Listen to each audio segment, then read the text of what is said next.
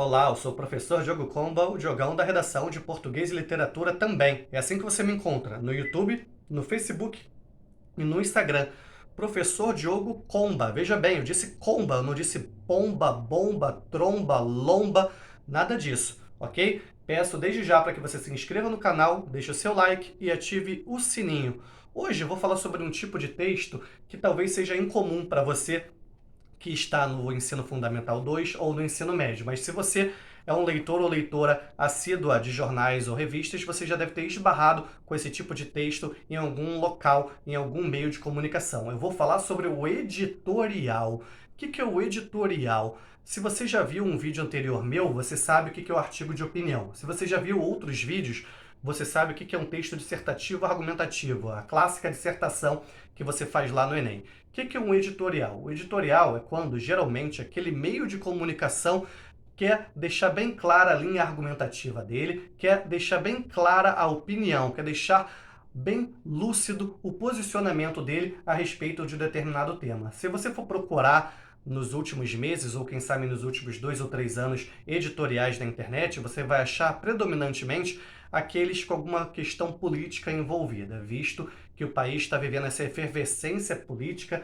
essa bipolarização, quem sabe multipolarização nos últimos anos. Mas hoje eu aqui, às vésperas das Olimpíadas que deviam ter sido realizadas no ano passado, mas que serão este ano, que começarão nos próximos dias, as Olimpíadas de Tóquio, eu vou trazer uma outra possibilidade, vou te dar uma outra sugestão. Vamos imaginar que eu sou lá, ou que você é um grande ou uma grande jornalista esportiva de uma revista de circulação nacional. Aí, essa revista vai resolve fazer um editorial sobre a questão do futebol masculino nas Olimpíadas. Você já deve ter ouvido falar que há bastante tempo a FIFA e o Comitê Olímpico Internacional têm uma verdadeira treta, digamos assim, envolvendo o futebol masculino, né?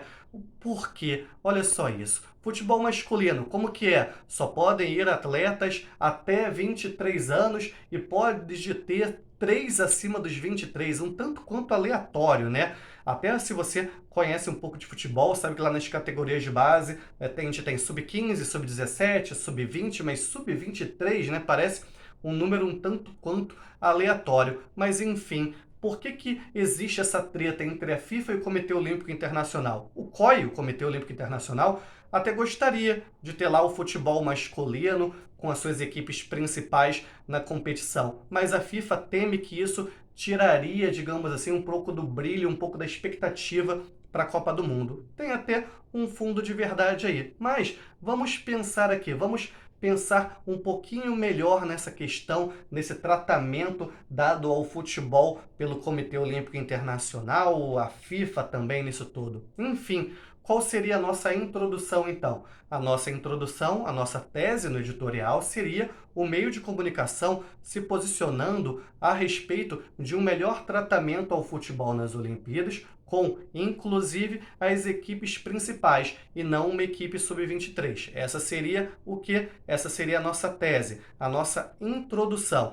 Aí depois a gente vai lá para o nosso primeiro parágrafo argumentativo. Por que isso? Por que se busca isso? A gente poderia usar como primeiro argumento o seguinte: nenhum outro esporte nas Olimpíadas tem uma limitação por idade. Você não vê isso no basquete, no vôlei, handball, seja lá o que for. Esse é um primeiro ponto. Agora, um outro ponto. No segundo parágrafo argumentativo, a gente poderia falar que no futebol feminino, por exemplo, quem é que compete é a equipe principal de cada país e a FIFA não faz qualquer tipo de ressalva, não existem maiores polêmicas, nada disso, certo? Olha só, 2 parágrafos argumentativos até agora.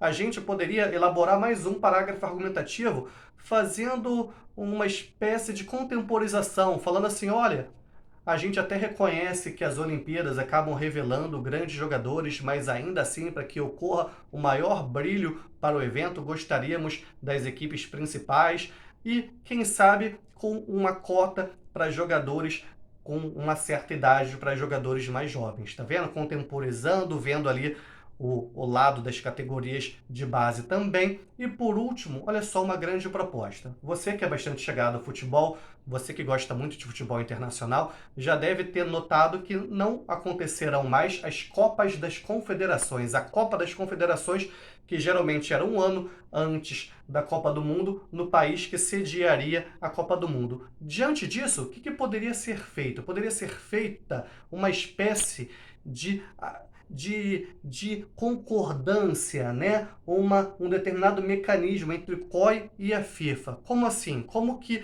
acontecia a Copa das Confederações?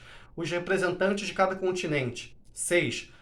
O país que vai ser realizada a próxima Copa das Confederações, 7. O último campeão de Copa do Mundo, até agora 8 países. A gente poderia ter 10 países, como assim? Com o país sede das Olimpíadas, 9, e com o país vencedor da última competição de futebol nas Olimpíadas, 10. Ou seja, 2 grupos de 5 com as suas equipes principais e, quem sabe, com uma determinada cota para jogadores mais jovens, para jogadores até uma certa idade, certo? Olha só isso.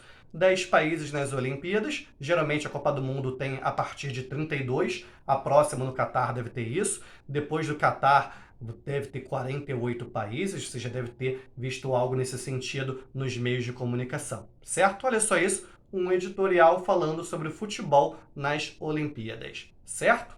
Gostou desse vídeo? Você, o que você achou? Você gostou da minha sugestão? Você tem alguma sugestão melhor? Coloca aí para mim nos comentários. Eu sou o professor Diogo Comba, o Diogão da redação de Português e Literatura também. Que a força e a inspiração estejam com vocês, sem dizer adeus jamais.